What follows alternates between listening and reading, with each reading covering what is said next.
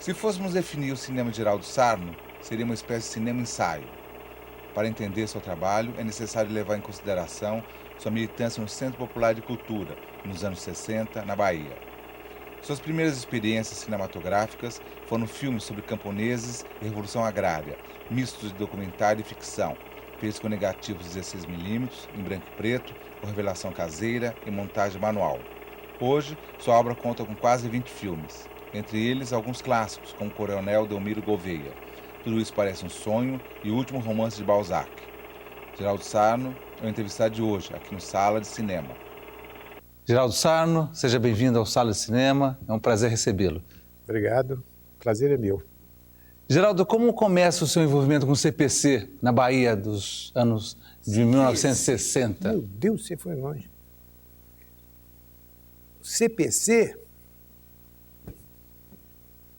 O CPC na Bahia, na verdade, começa, acho eu, se eu me recordo bem, assim, de chofre, com a chegada do Chico de Assis, esse teatrólogo paulista, que foi uma das estrelas do CPC do Rio de Janeiro, e ele passou algum tempo na Bahia, nós éramos todos estudantes, e ele foi um mobilizador, na verdade, de praticamente toda uma geração.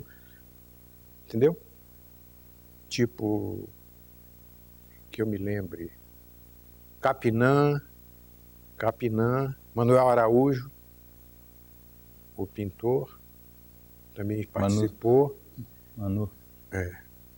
Enfim, toda uma geração ali, o Ali Salomão, Orlando Senna, vários foram ali mobilizados, na verdade, pelo Chico, que montou uma peça de teatro na qual nós tínhamos uma ilustração, uma introdução feita em cinema. E aí começou, e essa foi a minha primeira experiência. Na verdade, chamava-se Rebelião em Novo Sol, um texto teatral que ele trouxe, e Rebelião em Novo Sol, que na verdade foi feito por Orlando Senna. Foi na verdade nessa área de cinema, ele diz que não, mas foi ele que foi o mobilizador desse negócio. E eu fui ali um aprendiz, eu fiquei ali vendo. Eu não me interessava por cinema nesse momento, não, a minha coisa era leitura, era literatura. Era mais letra mesmo? Era mais letra. O que me faz chegar no cinema foi eu ter visto Aruanda do Linduarte Noronha. Falhando o plantio de algodão, talhado procura na argila o único meio de subsistência. Na indústria primitiva do fabrico de objetos domésticos, onde a mulher é a única operária.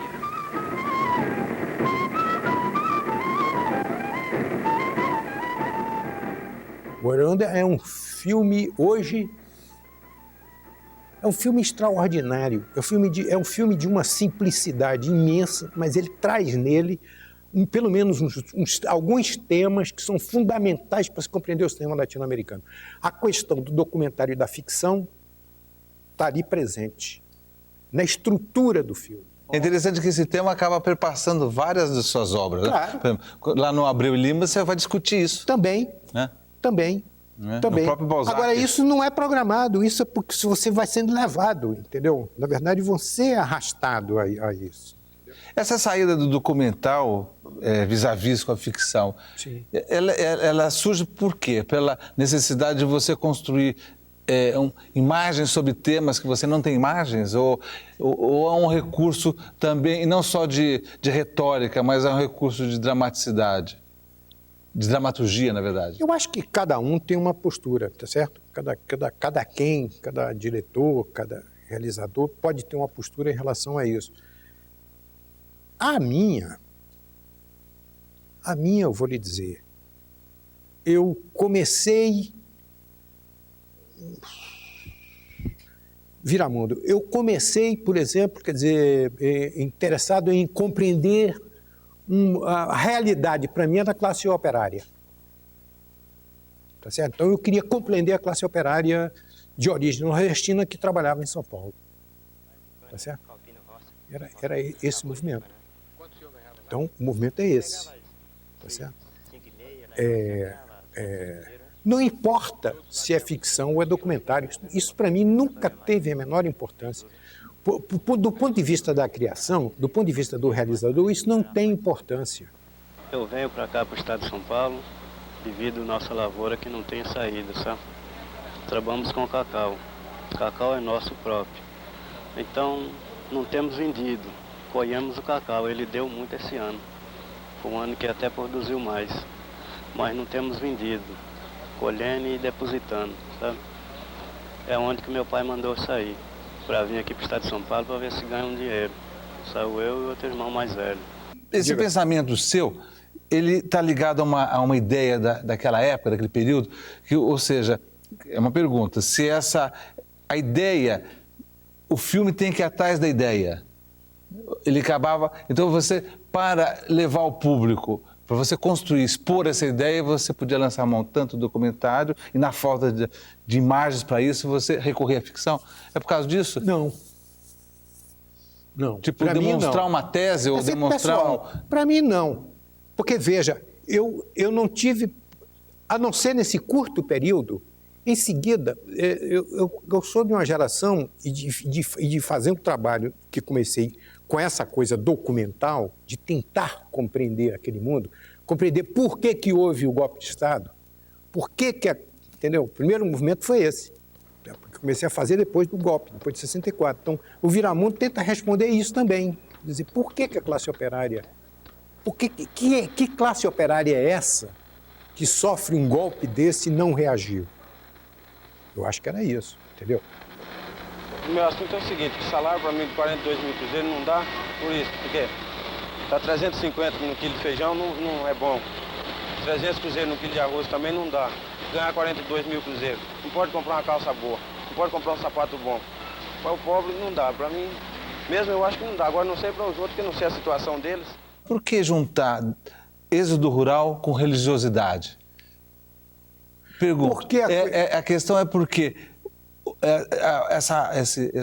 essa base do êxodo rural eram nordestinos simples, né? e carregavam, eles carregam essa religiosidade para São Paulo naquele momento, ou seja, aquelas crendices, são pessoas suscetíveis eu acho que aquele fenômeno é tipicamente urbano. Aquilo é urbano. Aquilo não tinha aquilo no sertão. Aquilo é urbano, aquilo é um fenômeno daqui. Inclusive o pastor é de lá. O pastor é baiano, do interior da Bahia. Então, no Nordeste não tinha isso? Não. Umbanda, candomblé... Não, Umbanda e candomblé tem em todo lugar. Sim. Tem, em São Paulo tem tanto... A Umbanda dúvida. e o candomblé é um fenômeno urbano, não é rural. Não, estou dizendo nordestino. É nordestino, mas não é rural. Entendeu? Enquanto que o operário é rural. O operário que vinha e que vem ainda do Nordeste para trabalhar no Sul ou nas capitais do Nordeste, eles vêm do campo. Eles são do campo, eles vêm do campo. E esses fenômenos são tipicamente fenômenos urbanos. Entendeu? Então... Então por que juntar essas duas moedas? Isso é que é a novidade do filme. A sociologia não tinha feito isso. Não tinha montado isso. Não estava montado, na época, a sociologia da classe operária não tinha montado a religião, não tinha perpassado pela religião para entender a classe operária. Isso o filme faz. Agora, se você me pergunta se eu fiz isso porque eu tinha uma visão sociológica e antropológica e o sei o quê, eu te digo que não, que nenhuma. Foi intuição pura. É coisa de arte, é coisa de cinema, é coisa de intuição, é coisa de você, entendeu? Você saber que ali tinha de que na verdade aquilo ali essa massa era uma massa que essa massa operária era uma massa que ia levar caldo para essa ação religiosa em diversos níveis, dos espíritas, e ali mostram, inclusive, os candomblés, quer dizer, os cantos de candomblé que a gente mostra no filme são cantos que têm uma reminiscência rural. Por quê? Canto do Boi, Canto do Meio Rural. Por quê? Porque eles estão ligados a isso. Minha vaca maiada, meu boxinche, fugiu do curral, do engenho de dentro, saiu para a rua fazer confusão, deixou boiadeiro de lação. Esse boi teu, esse boi dá, esse boi teu, esse boi dá. Geraldo, no momento que vocês estão fazendo o Viramundo, as ideias do Jean Rouch estão no ar. Então, eu queria saber, tem uma influência do cinema do Jean Rouch no seu trabalho? Não, vai ter depois. A gente tinha pouca. Nessa época, eu não tinha esse... Imagina,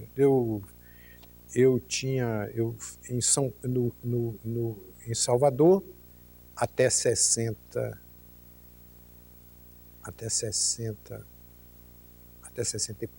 e quanto?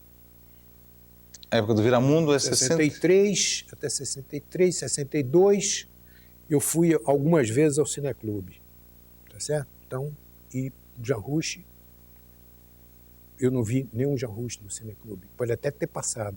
Passavam alguns clássicos, Flahart, Eisenstein, vi alguns filmes no Cineclube e o cinema não era um grande interesse para mim. Fui algumas poucas vezes, certo?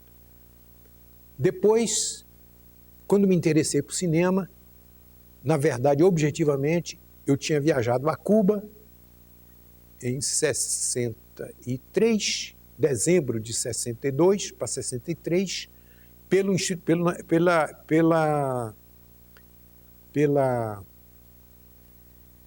União Nacional dos Estudantes. Eu fui representante da União Nacional dos Estudantes no aniversário da Revolução em dezembro de 63. Mas não se falavam das ideias do Jean Rouch nesse momento? Não. E aí eu entrei no ICAIC. Aí consegui que eles me dessem uma bolsa e eu fiquei algum tempo fazendo prática de cinema. Jean Rouch não existia em Cuba.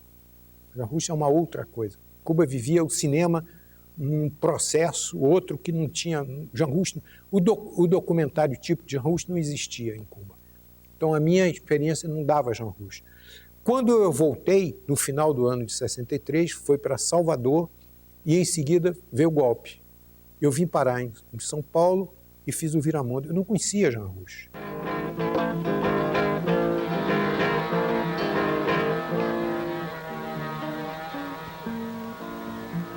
Sou Famanás Viramundo, do sertão de Pernambuco. Tudo faço e tudo a vida. Não sei se isso pode ocorrer, mas eu espero que essa massa de filminhos, de alguma maneira, eles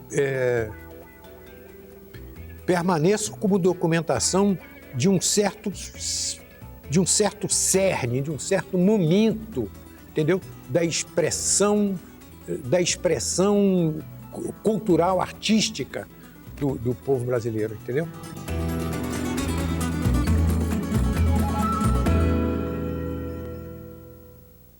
Na realidade, a caravana Farcas, ela não é uma iniciativa do Farcas, ela é uma caravana Sarno, né? Ela acabou ganhando esse nome Caravana Farcas porque o Farcas, de fato, foi o produtor, né? Ele ofereceu à empresa que produziu, ele teve essa função aglutinadora enquanto produtor. Mas, intelectualmente, o projeto é do Geraldo. Geraldo, o que foi a Caravana Farcas? E qual que é o seu papel dentro desse projeto? Não, escuta, é o seguinte, o que o Farcas organizou e fez foi muito mais do que eu fiz. Ele produziu, estão hoje 8 DVDs, que são produções dele, do qual eu tenho 2, tá certo? A única coisa, naquele momento, que eu posso me atribuir é que eu já em 66, depois de ter feito o Viramundo e de ter feito um outro filme aqui em São Paulo, eu estava em trânsito para ir morar no Rio de Janeiro, eu fiz um projeto de filmagem no sertão do Nordeste, de uma documentação vasta, estavam previstos 10 documentários sobre a cultura popular nordestina. E esse projeto eu levei para a USP, levei para o Instituto de Estudos Brasileiros, professor Aderaldo Castelo. E em seguida, o Castelo nos deu cartas de apresentação, assumiu o projeto e eu viajei, fizemos uma primeira viagem ao Nordeste, o Thomas, o Paulo Rufino e eu, numa caminhonete do Thomas, nós fizemos uma viagem de pesquisa para depois voltar e fazer uma documentação. E fomos com esse apoio do Instituto de Estudos Brasileiros. Na volta, eu então redigi um projeto de 10 filmes. Então, o que ocorreu? Não conseguimos produzir. Eu fui para o Rio de Janeiro e em 69 o Thomas produz.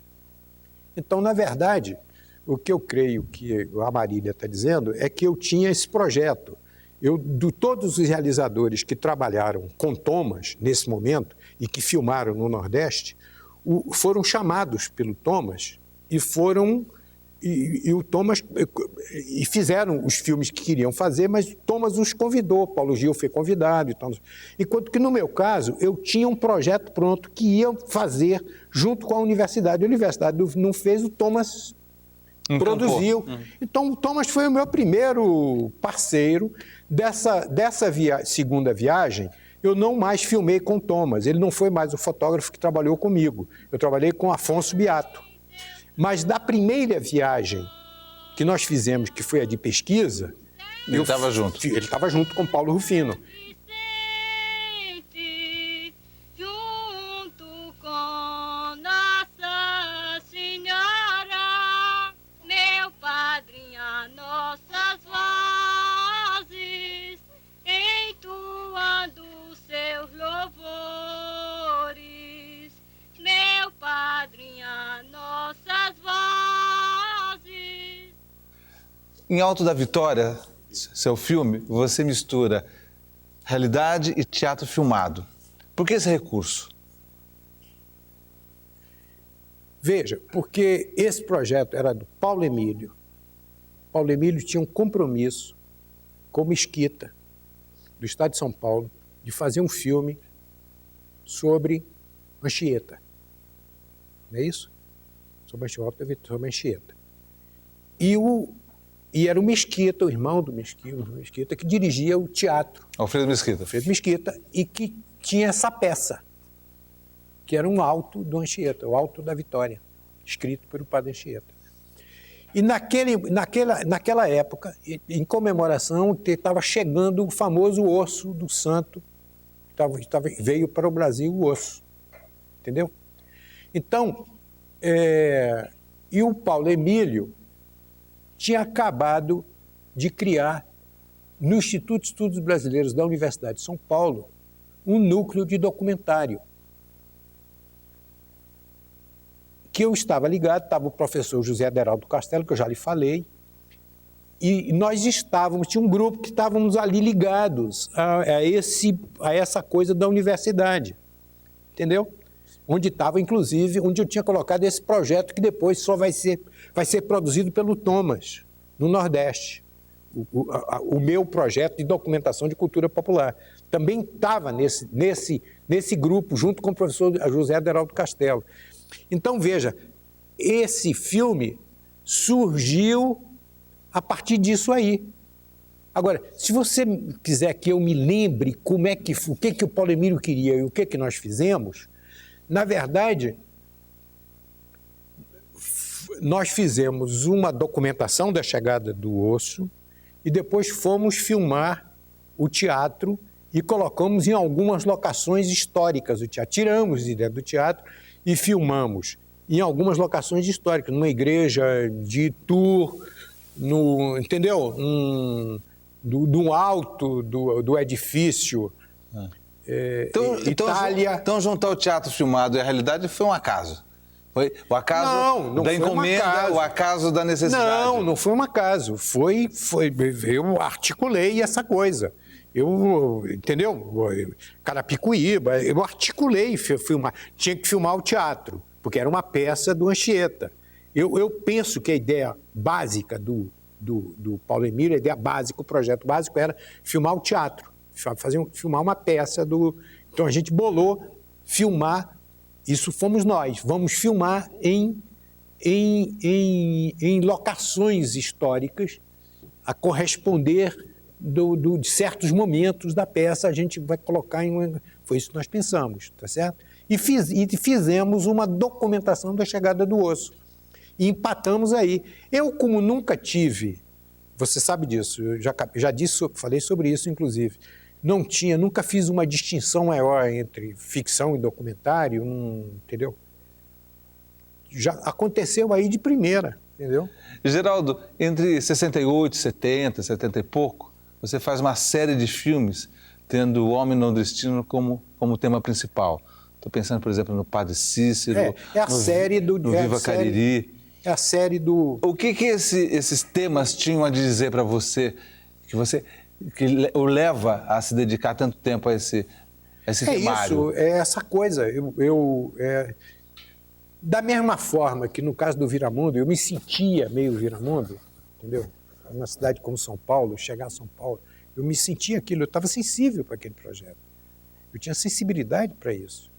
E eu tinha tido já uma vivência de Nordeste, entendeu? Eu sou de um sertão típico da Bahia, meio grande influência mineira, porque é o sudoeste da Bahia.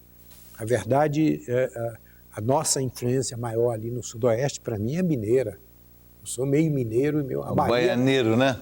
A Bahia é o elo de ligação entre Minas e o Nordeste, entendeu? A Bahia sertaneja, a Bahia do sertão é a ligação, aquela ligação entre o Nordeste e Minas. E eu sou do sul da Bahia.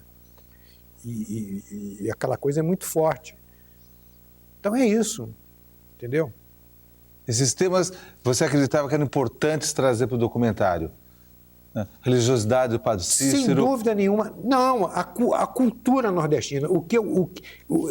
Aí eu tinha uma visão antropológica, entendeu? Era de que aquele universo estava passando por um processo de transformação. A fome, a peste e a guerra entrando em toda a nação.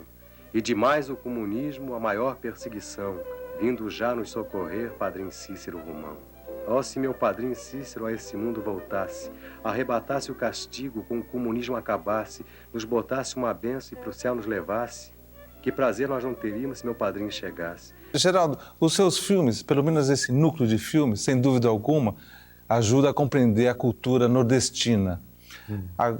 Eu queria saber, você tinha um olhar nostálgico na hora que percebe que esse mundo, essa tradição está sendo transformada pelo desenvolvimento? Não tinha, não.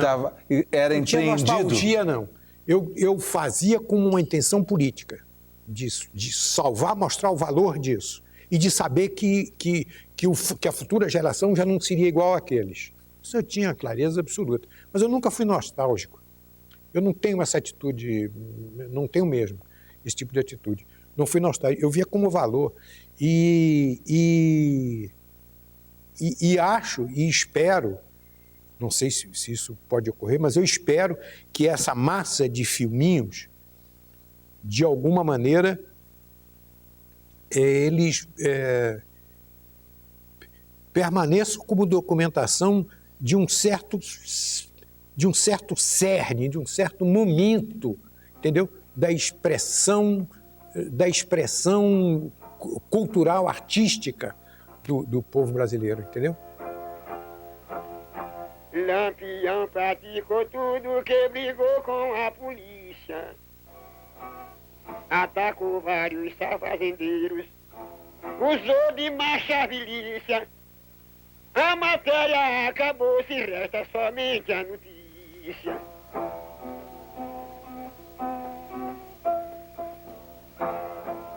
Ele diz que ali, naquele nicho religioso, foi que o negro, mantendo as suas formas tradicionais de religião, foi que ele conseguiu resistir e manter a unidade humana, integral dele enquanto escravo frente à sociedade branca escravocrata.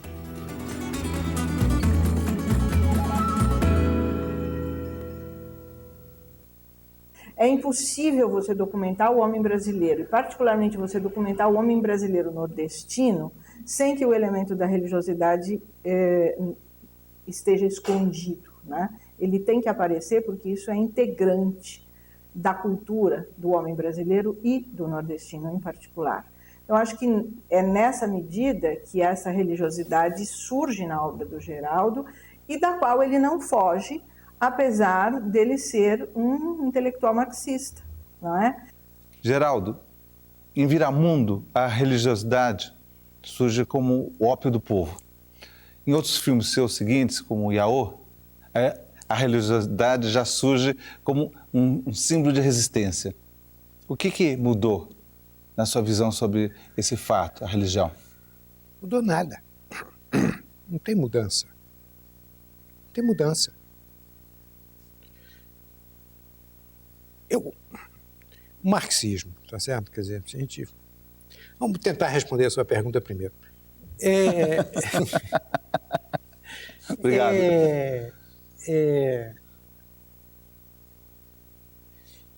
Eu acho que os fatos sociais, em determinados momentos, podem ter conotações diversas e até opostas, até contraditórias. Entendeu? Eu acho que num determinado quadro social, um fenômeno religioso, a manifestação religiosa, pode ser retrógrada. Pode ser alguma coisa que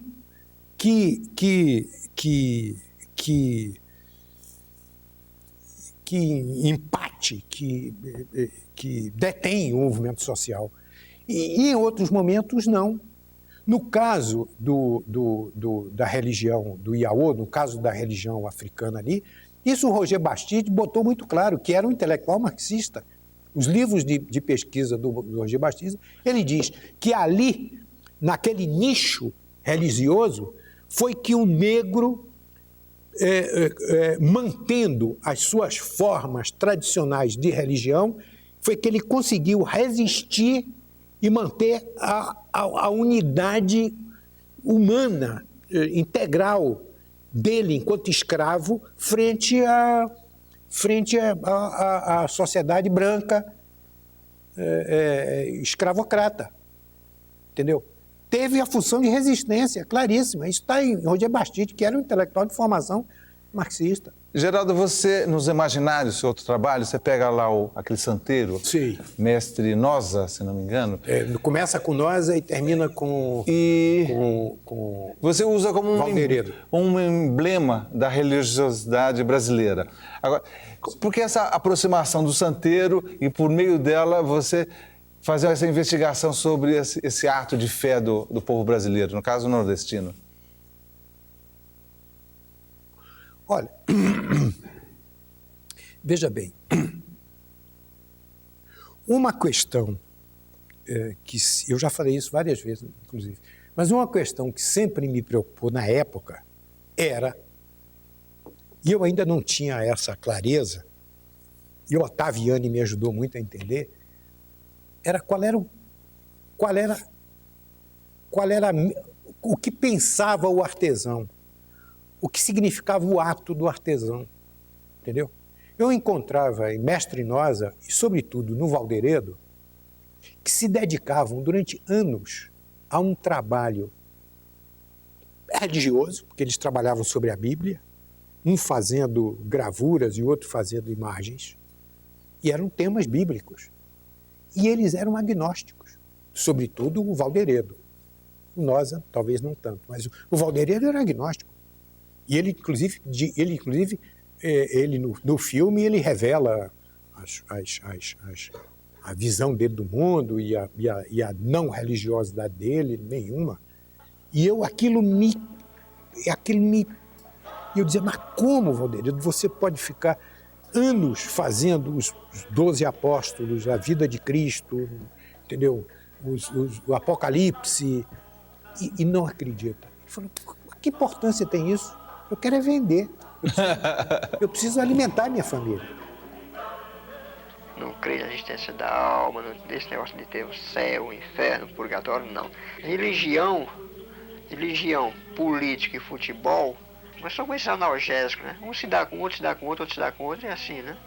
Eu só creio na matéria e na natureza. É o Deus único que é a natureza, que faz e desfaz, vive todo o tempo transformando-se uma coisa em outra, né?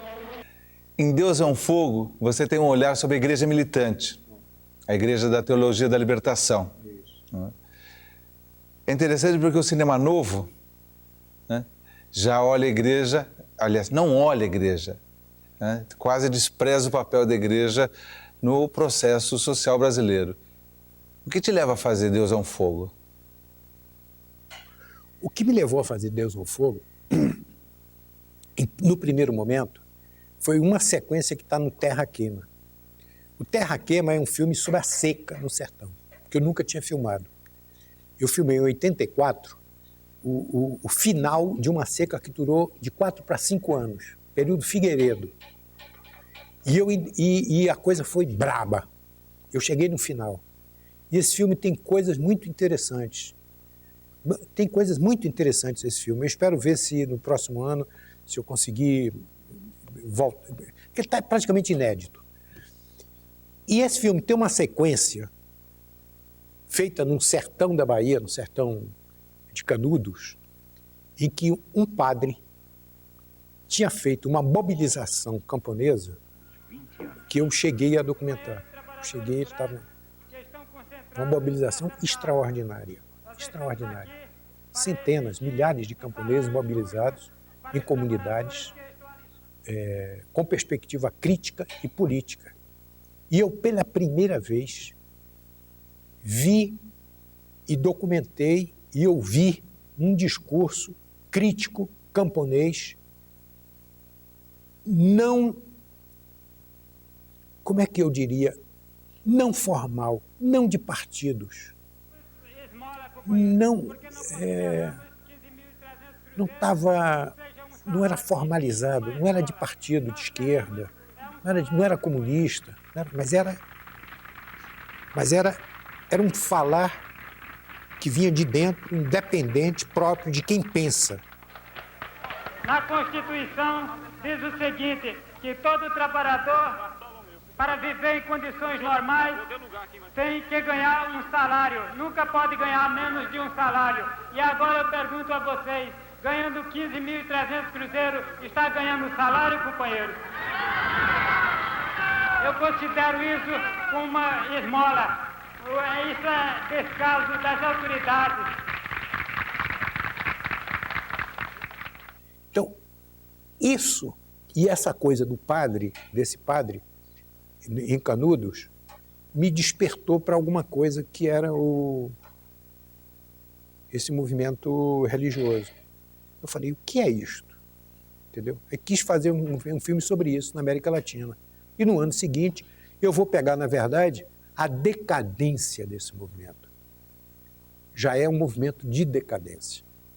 O Papa já tinha feito o acordo com o Reagan, já estava a Igreja da Libertação na América Latina inteira, já estava em decadência, estava apertando e ela estava começando a decadência. As SEBs aqui no Brasil constituem uma novidade na nossa história passada, eu diria mesmo recente, na medida em que elas constituíram o primeiro núcleo de organização mais autônoma das classes populares e depois, como uma espécie de mancha de óleo, puderam ir estendendo essa organização que começa dentro da igreja, estendendo para organizações de bairros, para oposições sindicais e para a constituição de um partido político nascido das classes populares. Mas o filme traz umas coisas... Eu filmei em Cuba, México, Nicarágua, que talvez sejam uma das coisas mais interessantes do filme, porque eu pego os sandinistas no poder. Eu filmo os sandinistas no poder. E não é uma teologia da libertação, talvez seja uma teologia da revolução. Algo mais... Na Nicarágua, sem dúvida. Na Nicarágua, sem dúvida. Entendeu? Então, esse quadro é interessante. Esse quadro é interessante. Mas o que é interessante no momento desse filme é que foi feito em 85 e eu achava, e o filme está feito no momento que eu acho de decadência do cinema. Não é só um refluxo do movimento social em 85 e um refluxo da teologia da libertação. É o mundo. É o mundo. É o mundo naquele momento. Tem um refluxo do cinema. É a beira do nascimento, do esplendor dos yuppies, de Wall Street, essa coisa. Então, o filme é muito, para mim, para o meu cinema, o filme reflete isso. O compromisso com os oprimidos, com a grande massa religiosa da população latino-americana, desloca aos poucos a igreja de sua aliança tradicional com as classes dominantes. É nesse contexto, entre a busca de um retorno às origens evangélicas e a busca de um diálogo com as forças sociais já empenhadas na luta pela transformação da sociedade, que nasce a teologia da libertação. Através do Muniz Sodré, eu soube que tinha um psicólogo que estava pesquisando um livro psicografado do Balzac e que tinha descoberto coisas muito interessantes. Eu fui atrás do psicólogo, curioso.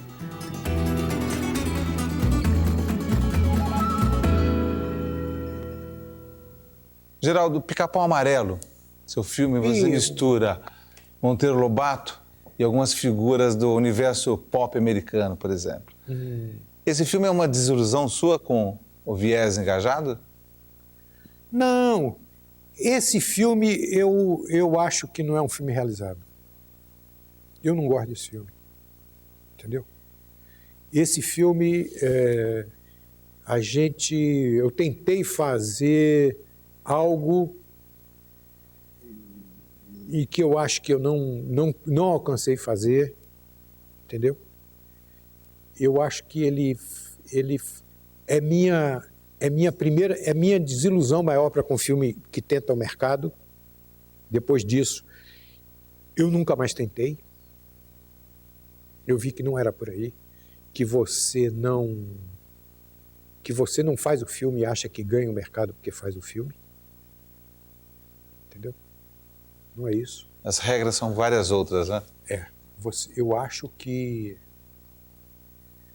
na verdade, essa grande maquinária capitalista, essa maquinária capitalista que nos envolve e que é objetiva, em estruturas objetivas, ela também tem uma maquinária virtual que a defende e a protege, que é a linguagem da mídia. É o que eu penso. Essa linguagem da mídia é uma maquinária, entendeu? Que é o que representa e que defende e protege essa maquinária capitalista. E essa maquinária virtual tem uma linguagem que hoje é língua. Não é mais linguagem, é língua. É gramática. Tem uma sintaxe, tem uma maneira, tem um léxico. Quer dizer, para você entrar aí, você não só tem a barreira da maquinária, que significa as estruturas de produção, de distribuição, de você chegar lá, de você conseguir, não sei o que lá, como também tem a barreira da língua. Você tem que falar uma língua, que é a língua que domina toda essa estrutura. Você tem que falar essa língua. Não tem espaço para criação individual. De repente ficou tudo muito claro aqui dentro, tão claro como a água da cachoeira. A gente não conta com ninguém. Só com a gente mesmo, Iona. E o primeiro passo é juntar todo o pessoal que puder por aqui. Junta todo o pessoal que puder e manda fazer um arraial. E veja como é que é o nosso crédito. A gente precisa mobilizar todo o capital que pudermos. Geraldo, por que contar a história de Delmiro Gouveia por meio da ficção? Pois é, veja, eu nunca tinha ouvido falar em Delmiro Gouveia. Foi nessa primeira viagem, em 67, com Paulo Rufino e com Farcas, que a gente chegou em Paulo Afonso e indo visitar a cachoeira pela primeira vez, conhecer a cachoeira, a gente viu os destroços da usina que estava lá e eu não sabia o que era. E eu perguntei, o que é isso? Não, isso é usina, Delmiro Gouveia. E começamos a me informar, entendeu? E não filmamos. Naquela hora eu vi, isso aqui é para fazer um filme de ficção. Um filme meio documental, um filme ainda, entendeu? Nesse sentido. Mas um filme que eu sabia que aquele tema, para mim, naquele momento eu vi. Falei, não, isso aqui eu não vou saber fazer um documentário com isso. Ah, você já sentiu que o caminho tinha que ser ficção? Tinha que ser uma ficção. E aí comecei a trabalhar e acabou que anos depois a gente fez.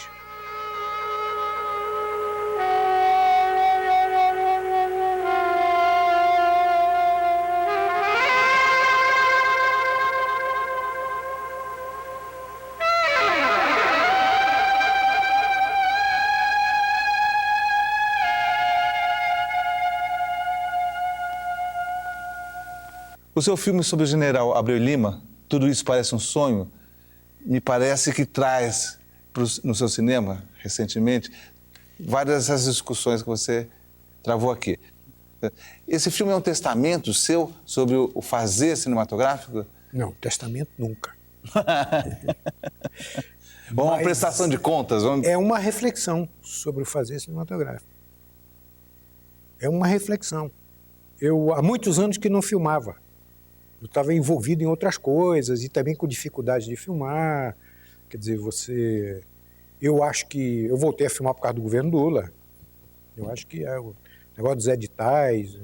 Eu acho que o governo Lula abriu para muita gente a possibilidade de voltar a filmar. Eu tinha uma questão com esse filme, né? Eu fui chamado para fazer esse filme e eu disse, só se fizer ficção. Só se você me permitir fazer uma ficção. Porque como é que eu vou fazer um filme sobre um cara que a gente só tem uma imagem ou duas dele? Como é que eu vou contar isso em documentário do século XIX? Entendeu? Como é que... Aí o cara disse, não tem dinheiro para isso, tem que fazer um documentário. E aí eu resolvi botar tudo, toda a minha discussão sobre o cinema, entendeu? Falei, então, você topa, eu vou fazer um filme sobre o filme, sobre a possibilidade ou impossibilidade de fazer o filme. Vou fazer um filme sobre fazer o filme.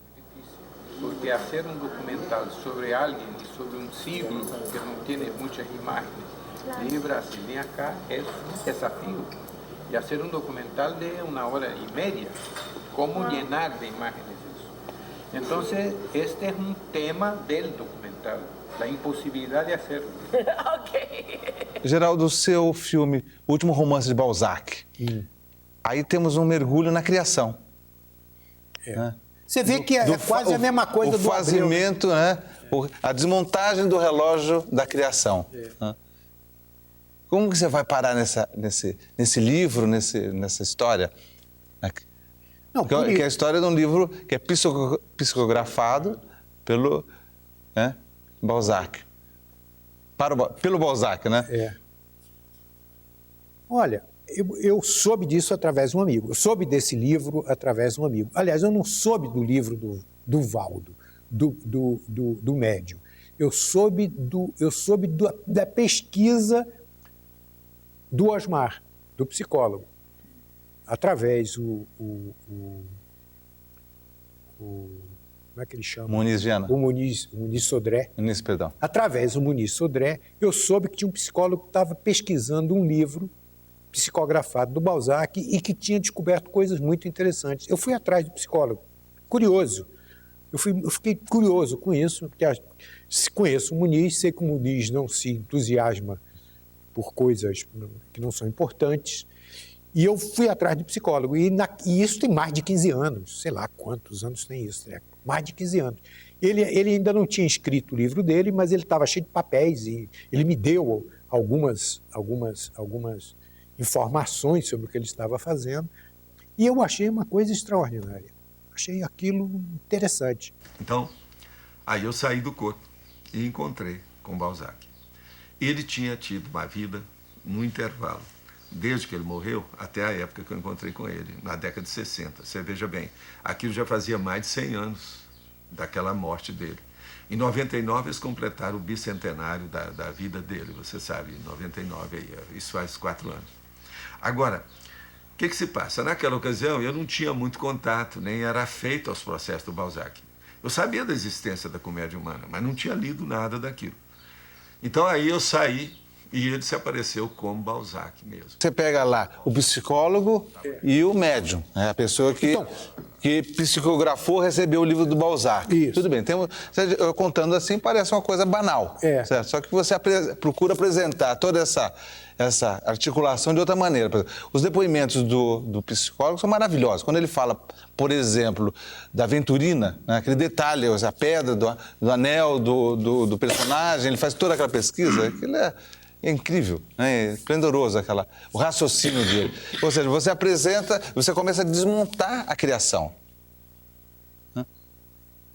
Mas veja, o que todos, na verdade, fazem, a minha maneira de entender, todos, o psicólogo, o médium, o pintor e eu, o que fazemos é uma leitura do Balzac.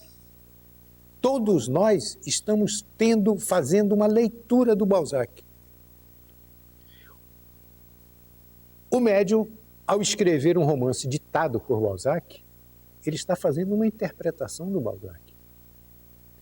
E nessa interpretação do Balzac, ele está revelando algo que é absolutamente incompreensível, que é algo que você não consegue explicar, que é inexplicável, que é misterioso, que é quando ele revela a questão não só da Venturina, mas quando ele revela a questão do quadro do Paul Potter, que ele cita o Paul Potter. Aí o psicólogo pega essa informação e a partir desse Paul Potter, que ele também não sabia quem era, que ele vai atrás do Paul Potter, ele, por um acaso, vai descobrir, com uma tese absolutamente original, que ninguém tinha levado. Que é um outro grande personagem, aliás. Ele vai descobrir que esse personagem é que está atrás do Paul de Chagrin.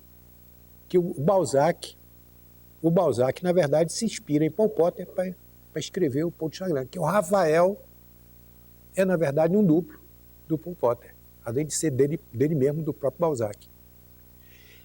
Quer dizer, entende o que eu quero falar?